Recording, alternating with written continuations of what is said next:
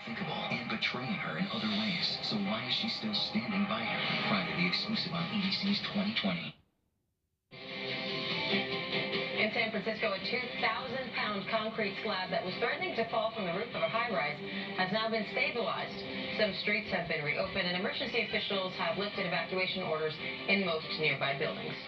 Organizers are urging all foreign-born workers to take part in a nationwide boycott today. It is called A Day Without Immigrants. The idea is to skip work, stay home from school, and hold off shopping to show how important immigrants are to the economy. Hundreds of businesses nationwide will be closed as a result today. The protest comes as a response to President Trump and his pledge to increase the deportation of undocumented immigrants. A Mexican-born woman has taken refuge in a Denver church, hoping to avoid deportation. Jeanette Vizguera has lived and worked in the U.S. for 20 years, but skipped a routine check-in with immigration officials yesterday, set up as a result of 2 misdemeanor convictions, including one for making up a Social Security number in order to get a job. This punishment, ripping a human being out of their family, taking her away from her children, shipping her to a country she has not been in for 20 years, is absolutely obscene compared to what she did. Supporters rallied in front of the immigration center where officials denied her request to stay in the U.S.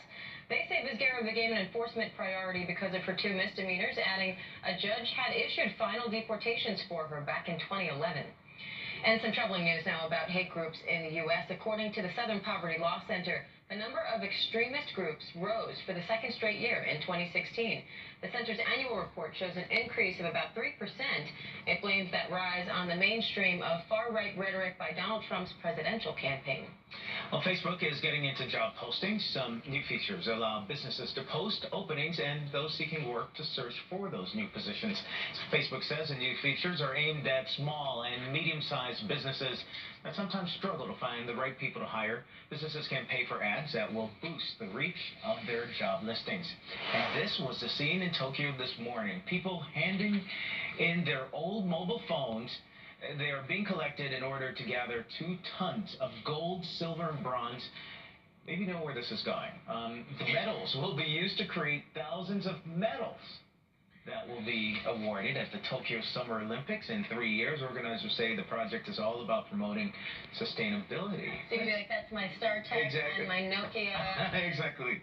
All of that is right. Yeah. Oh, are the medals going to rain? Exactly. Isn't that cool? All right, when we come back, a plane forced to make an emergency landing after hitting, well, wait till you see. Overnight, the reaction coming in from passengers. And lucky escape. A police officer narrowly avoids being in the path of a tornado.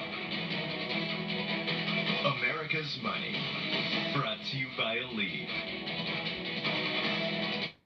For lower back pain sufferers, the search for relief often leads here, or here. Today, there's another option, drug-free Aleve Direct Therapy, a TENS device with high-intensity power that uses technology once only available in doctors' offices.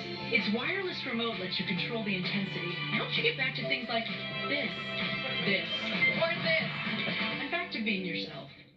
Aleve Direct Therapy. Find yours in the pain relief aisle.